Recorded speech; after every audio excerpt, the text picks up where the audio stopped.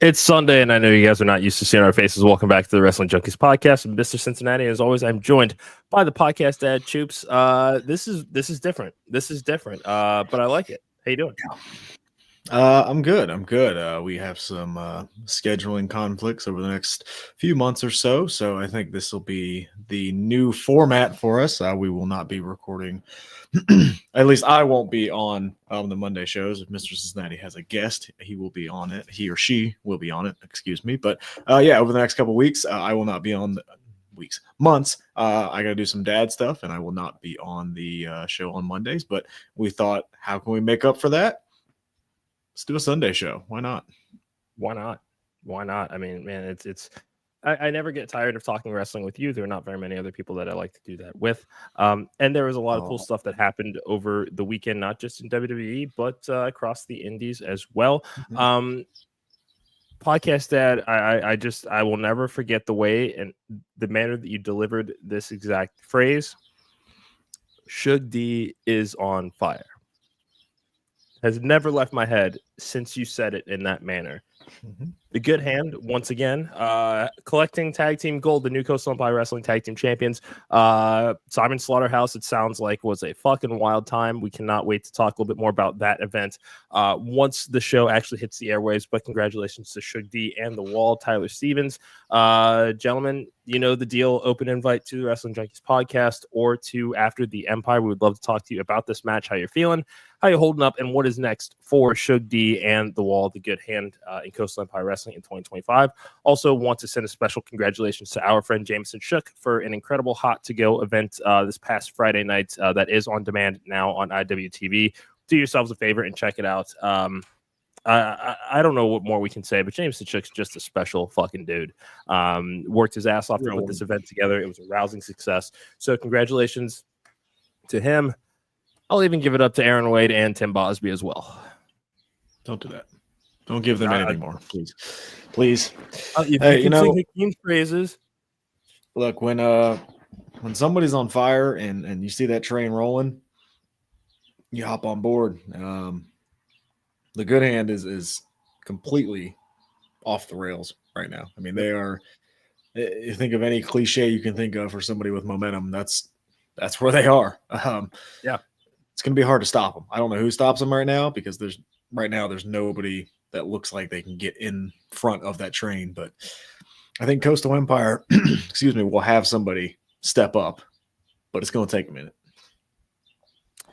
Yeah, no idea who that is going to be, and we'll certainly, again, be breaking that down once the show hits YouTube, which should be about a week and a half, so we will be presenting After the Empire. At this point, we have a lot to talk about, so let's get into a few plugs quick. As always, give us a follow on X and TikTok at Junkies Pod. Like us on Facebook. Follow us on Instagram at Wrestling Junkies Pod. Most importantly, do us a huge favor. Subscribe to our YouTube channel. We're on the road to 500 subscribers, and we need your help to get there. So, Podcast Dad, what do they need to do? Please tell one person if you like what we're doing here on Sundays now. If you like what we're doing here, come follow us. Let's have some fun. I've almost said something really weird, but I'm not going to. But let's just enjoy wrestling. I was going to say let's have some afternoon delight with us, but the connotation of that does not mean. I think it's perfectly fine that we invited our friends. That is what this is. We're goddamn delights, and it is technically the after. It's still light out, okay? So let's it's still light out. We are prepping for a storm here in Cincinnati because there is it's on the way. Well, it was raining like crazy here, but I haven't. I mean, it's kind of sunny right now. It was raining earlier. Calm before the storm, kind of like what we're on with the road to WrestleMania right now. Dude, that transition, didn't you? I like how you did that, but you got a little ahead of yourself. We need to make sure that we have our friends support the Main Event Wrestling Network. Okay, we're company men. Yes. Okay, so follow at Main Event _net. The Great Brown Hope is in the chats. He's out here tonight, so of course I'm going to show some love to our friends. Like we have to do that first and foremost. And as well as Gorilla Press Apparel, bigcartel.com, promo code WJP 2024 gets you 25% off site wide. Now we can transition back over to SmackDown. There were a few things that were worth diving in here tonight. First and foremost, Randy Orton has set his sights on number 15 once he puts Kevin Owens firmly in the rear view, and he made that clear to Cody Rhodes. I'm not going to kick you in the balls like John Cena did. I'm going to tell you to your face that I want my title, and I'm taking it from you. We've been wondering when this match was going to happen. We were wondering when they were going to pick back up with the tension after this match. One thing that Triple H has been doing very, very well in this era is setting up what's next for people towards the conclusions of their current stories. We have, Cody Rhodes is going to be the super babyface going up against John Cena at WrestleMania.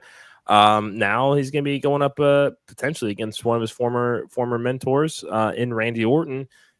Tell me your thoughts on how they are setting this up. Orton basically saying, I'm not going to be the Viper that you know me to be. I'm going to be a man about mine, unlike John Cena. Do you trust anything Randy Orton says? Fuck no, I don't trust anything Randy Orton says. Exactly. So they're already starting to set up this heel turn. Also, Fernando's in the house. I just want to say what up, because I was very worried that he would. Yes, I was very worried that he was going to miss it tomorrow because we probably weren't going to do anything. So it's good to have you in the chat. Appreciate glad you. that you caught us tonight. Yeah, absolutely. And yeah, no, it was a great promo from Randy. I mean, always is. He's firmly in the I'm loving my career phase of life right now. I'd never trust a Viper. We've watched Randy long enough to know. Yeah, I don't trust anything that you're saying right now. So, also shout out to Drew McIntyre. Do not forget about Drew McIntyre. Yes. He came out, interrupted. Then we had Kevin Owens come out. Like there's so many challengers for that title that they kind of want to put that little doubt in there, right? That maybe Cody can win at Mania, and maybe it's not the story that we think we're seeing with Cena, going all Super Cena mode and having this be his final run. They put a little doubt, tease us with something we want to see. I think for a long time, everybody thought we might get Orton and Cody at Mania. That obviously is not happening, but we want to see that story because they still haven't gone one-on-one since Cody's been back, and it's almost been 3 years since Cody's been back. Yeah. So. Yeah. Well, 3 years. This will be his fourth Mania. So I want to see that. I don't know if Cody's going to win at WrestleMania. I could see it further down the line, but yeah, they know what they're doing. They know what they're doing. They do, and they have all the time in the world to tell that story of Cody versus Randy, because at the rate that Cody's not going anywhere anytime soon. Randy is in the best shape of his career and has shown no signs of slowing down. I know that he's getting up there towards that 50 kind of cutoff that's self-imposed, granted. But they do have the time to tell the story, barring any significant injury setback. We lost quite a bit of time because of the back, but he's healthy now. So I'd love to see it. Because we don't know who will be facing heel in this dynamic. You can take it either way with either of these guys. But this is a much more mature Randy Orton than he was as the leader of Legacy, and certainly a much more mature Cody Rhodes. Yes. It's a fun story to tell. The feud with Owens, he's doing the voices thing again. It kind of leads me to believe Randy would be the heel, because they don't seem like they want to turn Cody anytime soon. Which I think we're all ready for, but I'm not begging for it, right? I don't need it. It's not like a Cena thing where, man, I really want to see him heel, or a Charlotte thing where I really want to see her heel. It's kind of it'd be cool to see Cody heel, but I'm happy with where he is now. I like that they threw Drew in there as kind of a post-Mania thing as well. Could McIntyre be the feud for Cody, if he loses? I don't know. Cody's going to need something to do after Mania. If it's not wrestling for the title, Cody's going to need some feuds to kind of heat him back up if he loses this title. And Drew, just go look what he did with Punk over the last year. That's a great person to go do it with. Yeah. And I want to talk very briefly about this, just because it seems like this match is going to happen at Mania. The intensity got amplified, but I don't think it's worth more than a few minutes. Seems like Damian Priest, Drew McIntyre is happening at WrestleMania. Choke slam spot onto the glass. Oh, no, I'm gonna let you go, and I'm gonna let you hear it, because I think it deserves more than a few minutes. Okay.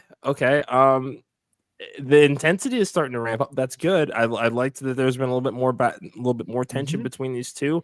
I think it's because I'm finally glad to see Priest away from the Judgment Day. It just took them so long to get him away from that I'm not sure what to expect from him as a single star who is firmly on his own and the programs that they want to set up for him. This is, I don't know. I see this is, my guess is going to be a night 2 match, somewhere maybe 4th or 5th on the card. It's firmly in the mid card. Nothing super crazy. A couple of big men going at it. I'm never mad at that, quite frankly. Drew is probably going to win this program, which makes him look great. Priest, on the other hand, I don't know. I mean, he got torched when he was called Team Undertaker. I have a question for you. I might have an answer. What's the hotter feud going into WrestleMania? McIntyre, Priest, or Gunther and Jay? Fuck, why'd you do that to me? I mean, seriously, I am more interested in McIntyre and Priest right now. Am I wrong? I'm not saying that you're wrong, because no, it's subjective. That's the thing. Wrestling is subjective. You are more excited for that match. What are you more excited for? I just want to see the coronation of Jey Uso. Notice I didn't add any moniker to that. I'm ready for the coronation of Jey Uso. Okay. That interests me. I'm more excited about the World Heavyweight Title coronation because there's been way more time and energy invested into that by me as a fan than there has been with this. I think that this chokeslam spot and the intensity that's being amplified, I love that we're finally starting to see some of that. But it's just kind of there for me too, you know. Man, see, and Fernando is not interested in either.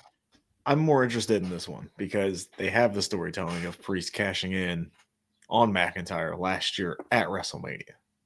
They have Priest eliminating him from the Rumble. They have Priest eliminating from the Chamber. Like, everywhere, it's that thing that Drew's been battling throughout the entire year of every time he's that close, something happens. And Damian Priest has been there now 3 times to ruin his spot at Mania.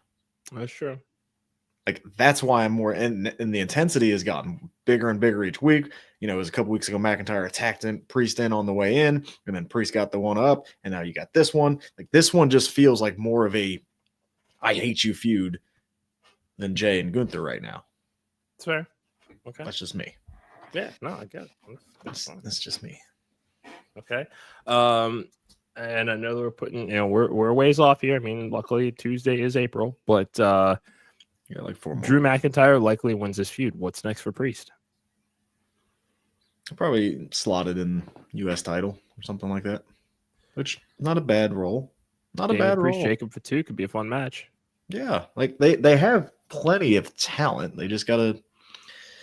This is Priest's first time on his own since he debuted on the main roster. Like, because remember he was on his own for a while. Did the U.S. title run. It was fine. Had the match with Bad Bunny. Well, where he teamed with Bad Bunny, sorry. And then ended up getting into the Judgment Day. And he's been with the Judgment Day for a very long time. This is the first time he's kind of on his own again. Yeah. Let's get his footing under him. He's in a major match at Mania with Drew McIntyre. And you can't tell me it's not a major match with how they've positioned Drew McIntyre throughout the years. Like, I think this is a good spot for him to be in. We talked about it last year, LA Knight and AJ Styles. That's a good spot for LA Knight to be in. Yeah. I think this is a good spot, win or lose, for Damian Priest to be in, that he's on the card and looks to be on I wouldn't say a marquee match, but he has a singles match at WrestleMania. He's not being lumped into one of these multi-man mid-card title matches. Like, I think this is a good sign. So Fernando says that Jacob's have to be a babyface after Mania. Priest will have to turn heel. Priest doesn't have to turn heel. Like, I mean, he could, but I think fans are getting behind Priest. Yeah, I mean, they're firmly behind both of these guys. I mean, and we're starting, we are starting to see the turn with Jacob Fatu. We saw the tension there as far as him having his own plan to go after the U.S. title that does not involve Solo Sikoa. And one thing I do want to point out about that backstage segment was, again, WWE realizing that storytelling and those little nuances matter in the production of a show. When Jacob says that I'm going after the United States title with you as he looks at Tamatonga, or without you as he looks at Solo, it's going to be up to the Tongans to choose their side here at this point. I mean, Bloodline is dead and buried. I mean, we don't really have a name for these guys as a collective anymore either. I'm ready for that blow off. Jacob Fatu is set. I'm ready for him to be on his own. The Solo Sikoa experiment did not work, trying to turn him into a top guy. It is what it is. Jacob Fatu, you want to put him on his own? Sure. You want to keep the Tongans with Solo? Sure. That's totally fine. That's that's totally fine. Fatu could use some heaters. It's not like the Tongans are going to be anything crazy. I mean, there's a solid tag team, which is fine. They got to figure out what they're doing with Solo. I don't know what they're going to do with Solo. I think the Tongans end up joining Solo.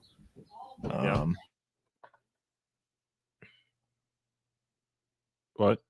Sorry, I got some outside noise. Sorry. Got some children. No, I got some children. Life, pal. You just keep going. But yeah, I think Solo needs him more than Jacob Fatu needs him. Fatu can cut a promo. He can go like crazy in the ring. He's gonna be that mega baby face, I think, that they want. So I think you keep the Tongas and Solo as kind of a, they're fine as a group. They're not, it's not doing any harm.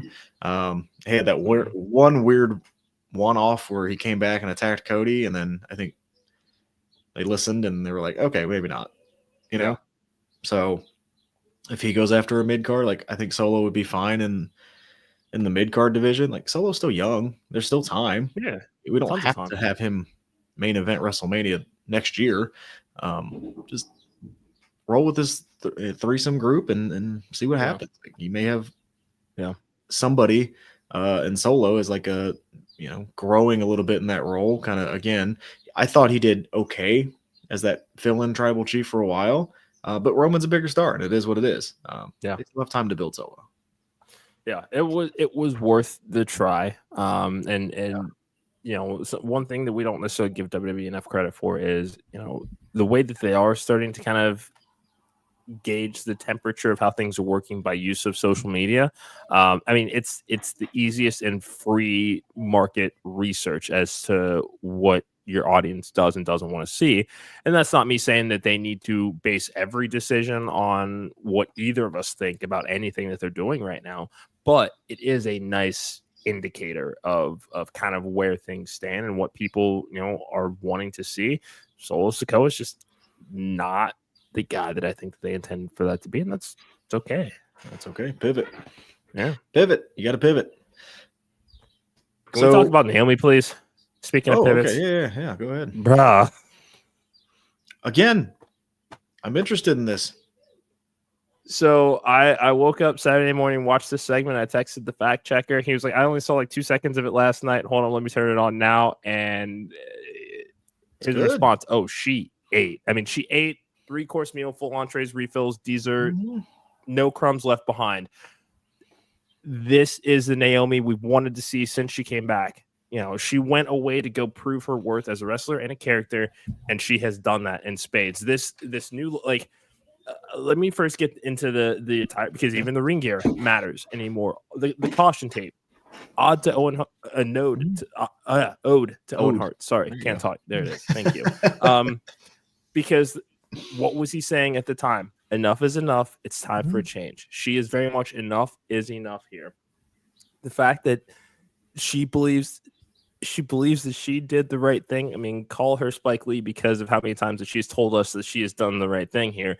The razor blade necklace, it's just giving edge all around as far as this is someone that you do not want to fuck with. And that's I love that they're telling this story with her here. She's getting aggressive, attacking Michin and BFAB and having Jade Cargill in the Kill Bill attire running her off.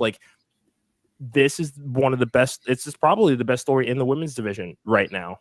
Yeah, we can talk about the triple threat with Io, Bianca, and Rhea as a close second, but the consistency, because they've been building this since November, and everything that we've seen from Naomi in a month just leads me to believe this was the right choice. This was just fucking amazing. I mean, yeah, this was great. I loved every single second about this.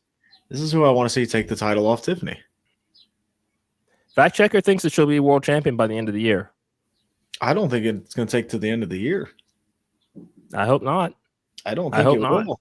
I don't think it will at all. I mean, I just, she's killing it right now. And I think they have to look at their main event program and see that Jade and Naomi are overshadowing that program and go, okay, there's something there.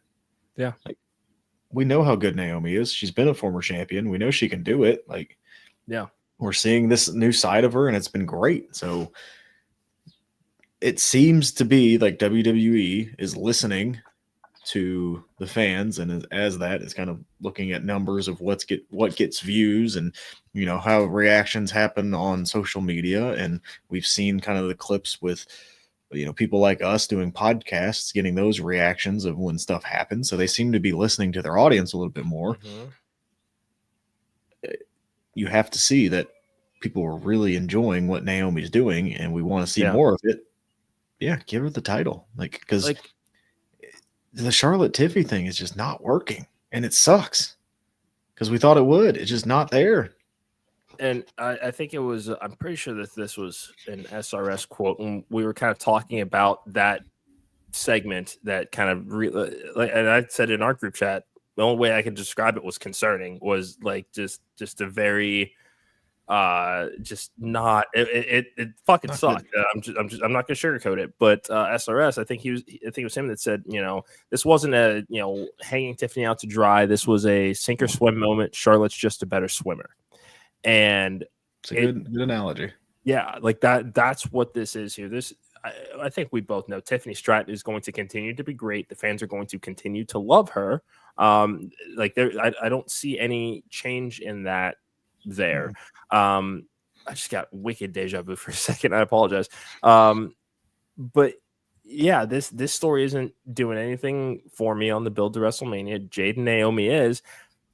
Like, give them all the time and everything in the world that they need in order to have the best match possible, because Jade's first singles WrestleMania match, Naomi is going to be the veteran in that match. She's going to be the one calling the shots out there and making it go as smoothly as possible.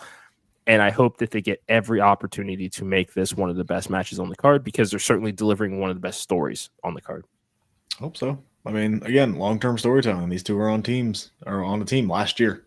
So you have long-term storytelling with this one. The stare down with Charlotte when Jade, it was fine. Is it something I'm clamoring for as much as I was, say a year ago? No. Probably not. But let's see what this feud does for Jade, because I don't know if Jade's going to win this with the way Naomi's been. I don't know.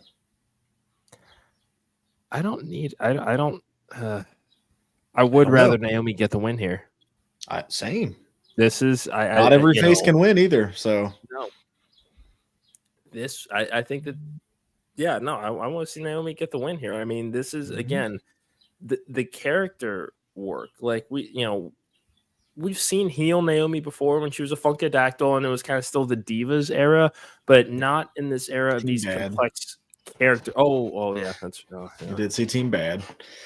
And I thought she was good with Team Bad. Like that was another part of her character that we saw, but this is a whole nother level.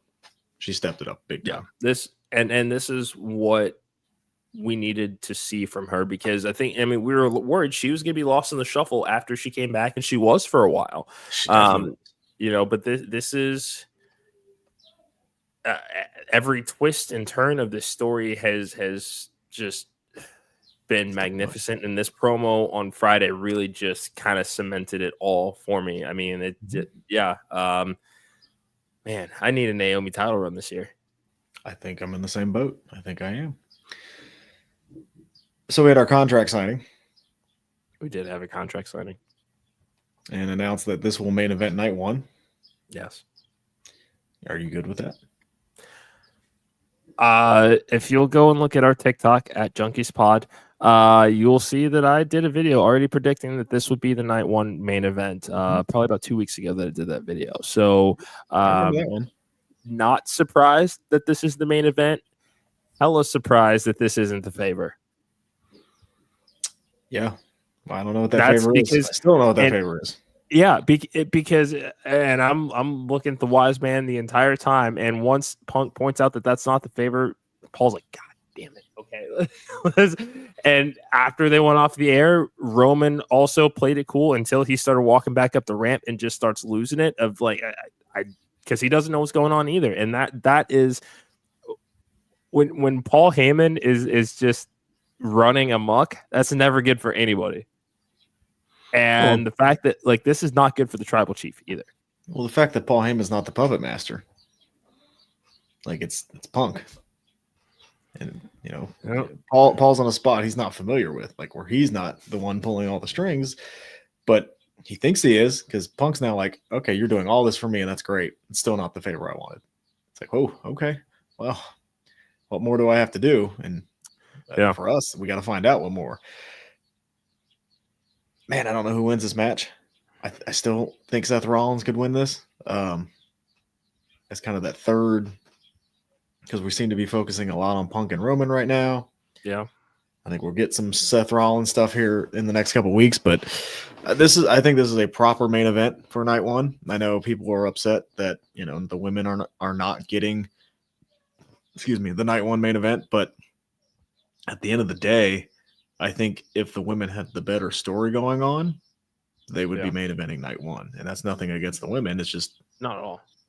This is a better story right now. And even still, if we're going on, okay, night 1 main event, the best women's story should close the show, that would be Jade and Naomi.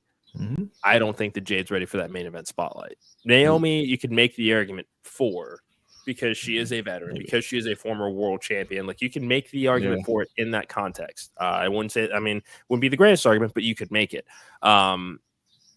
But what they're doing, and I think a lot of it also is we still don't know what's going to happen because the women's world title match has not happened yet tomorrow night. So there is still that extra layer of who is Bianca going to face at WrestleMania. I think we can both agree that it's likely still going to remain a triple threat. Something's going to happen tomorrow because of that special referee stipulation that is going to lead Pierce to have no choice but to say, all 3 of you, I just get out of my fucking face. I don't know. It's going to be interesting because I have no idea what's going to happen. I agree with you. I think maybe that it will be all 3, but it's going to be, I want to see how they tell the story. Overall, pretty good episode of SmackDown, I thought. It was probably not as good as the last week's, but this one was good. This was a good one. I did not watch any of Collision except for one segment. And which one was that? You know which one it was. Which one was that? Mercedes Athena. Finally, I did see. Finally, out of the doldrums of Ring of Honor, finally Athena is back on AEW TV. This match with Mercedes is going to feed families because, like this. I don't know. Something seems to be clicking and turning around with Mercedes and AEW over the last few weeks that now it's like, okay, we see why you brought her in. It finally giving her something to work with. This will be a long-term feud. We got 3 months until All In. They'll find a way to get us to that point because it's Athena's home state. I think we're getting that match at All In. But I'm just so excited to see where it goes. I mean, these are 2 of the best in the world right now, finally going at it. This is a dream match that many have wanted to see for over a decade, myself included, and we're finally getting it. So I'm excited to see where this goes. The Billy Stark involvement, the Renegade Twins will be involved in this story, it seems like, as well. So I'm thoroughly excited for what is on the horizon between Mercedes Moné and Athena. Okay.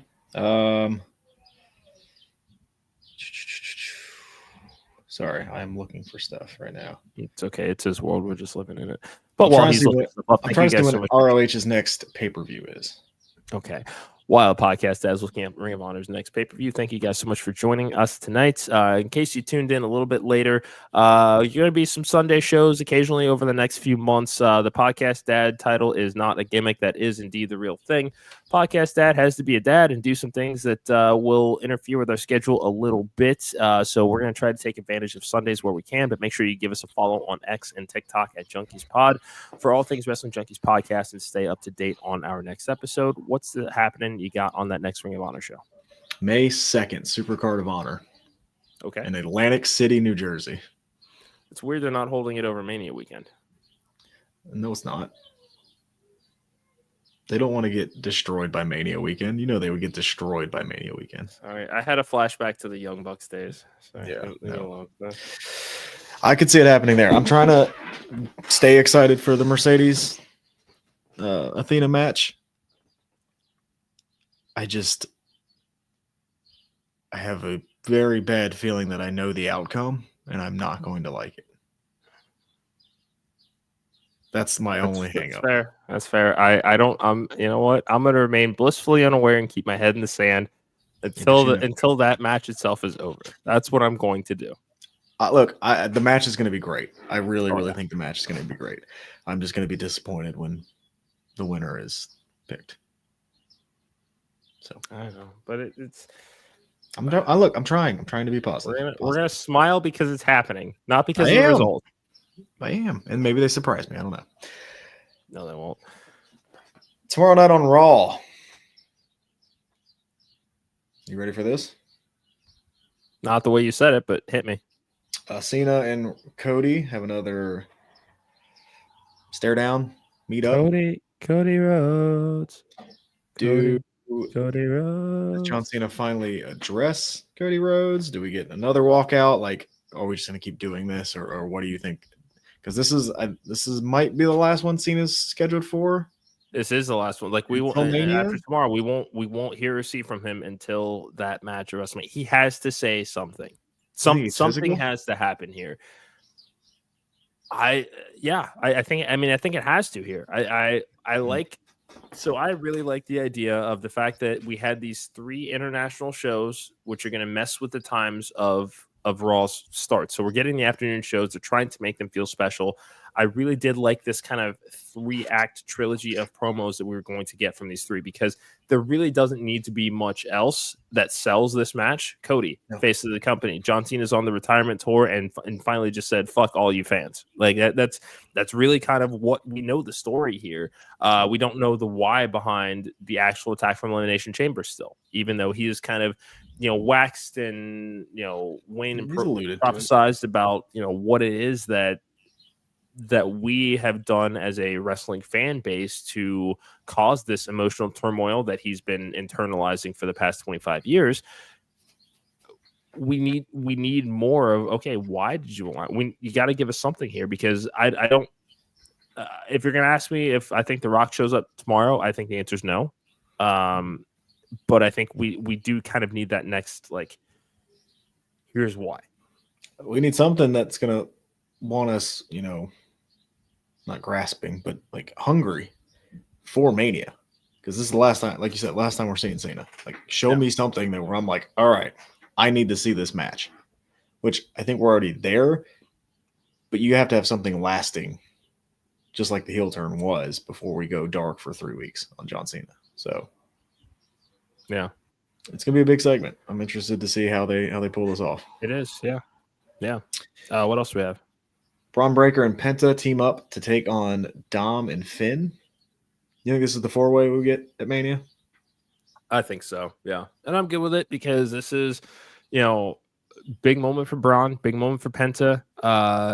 It's time for the next chapter of Judgment Day, and I hope we're like getting towards the end of this book. That's kind of where I'm at with Judgment Day. Is just, and maybe the JD injury slowed things down.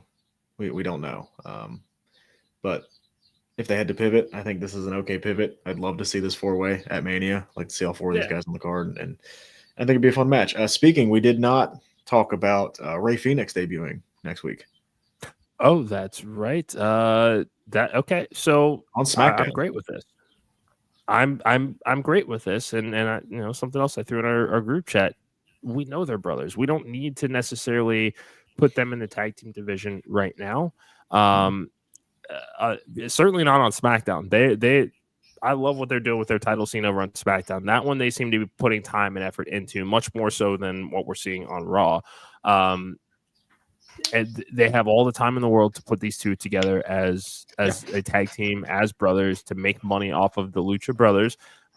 Sure. Let the fan bases get to know them individually. And, we see how well it's working for Penta. Why would you not want to try that for Rey Fenix, who a lot of people might argue is better than Penta? In ring wise, yes. Charisma.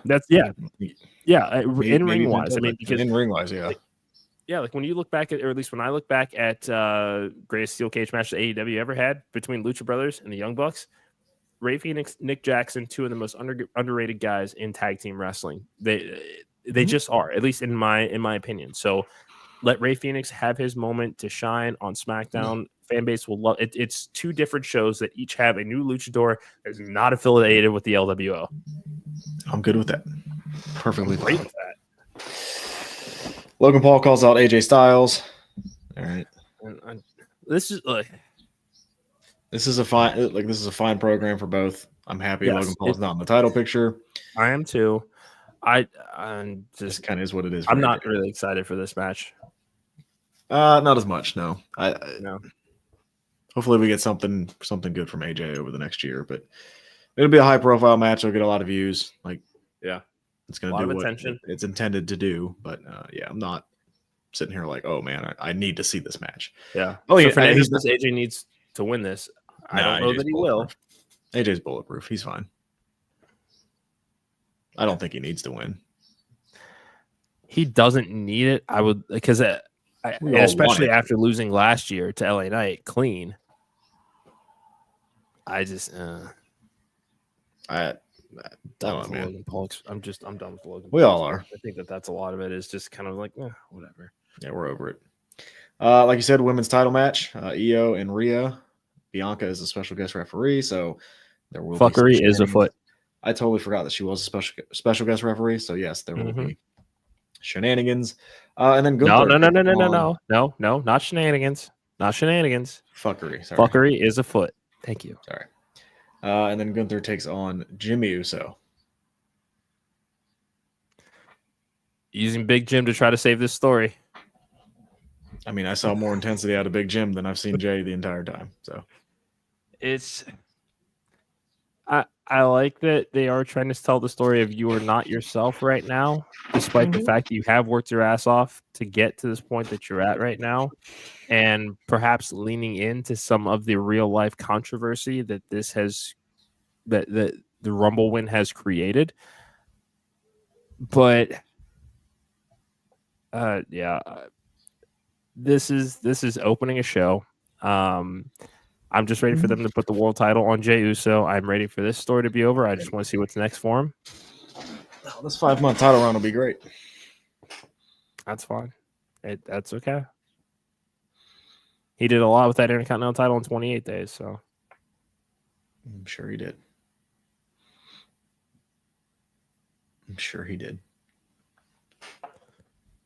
Yeet. Guys, thank you for joining us on a Sunday. That was a lot of fun. This is I liked the energy, like going into the week. It's a nice way to. SmackDown's still real fresh on the mind, so it was good. It is.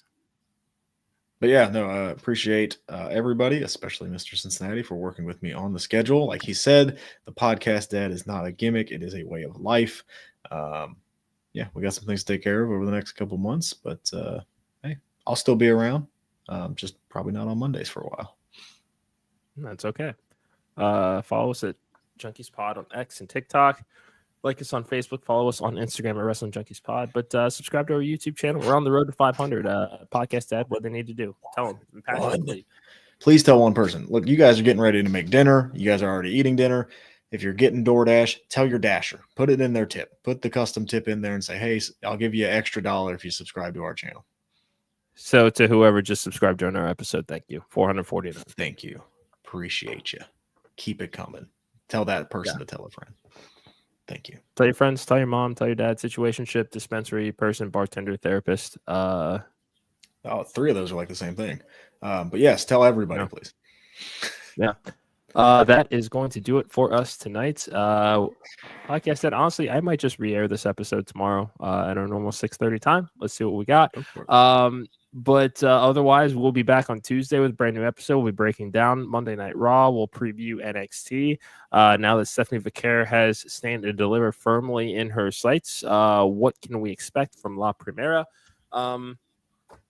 Coastal Count, or no, not Coastal Countdown. After the Empire, recapping Springtime Slaughter will be dropping in the next couple of weeks. I believe that it's likely next Thursday that show will be on YouTube for us to actually review and check out. Make sure to give them a follow on X at CEW Savannah. Congratulations once again to Shug D and Tyler Stevens, new tag team Turmoil champions. What?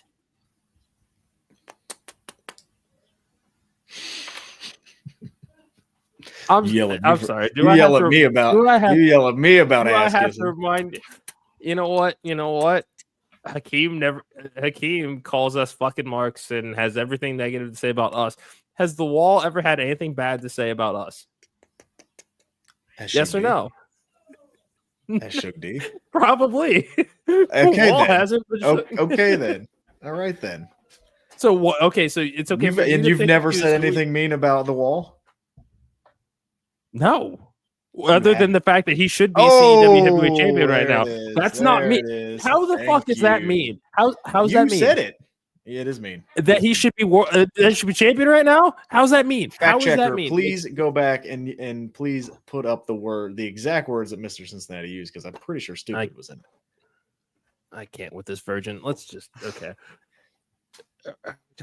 We know for a fact I'm not that. You need to go back to like 11th grade to learn how that's done, buddy. End the show. Goodbye, folks. Thank you for joining us. We'll see you live on Tuesday. Be good. Have fun. Wrestling's in a good spot. Have fun with each other. Until Tuesday, we love you. That's the podcast, Dad. I'm Mr. Cincinnati. This has been the Wrestling Junkies podcast. See you Tuesday.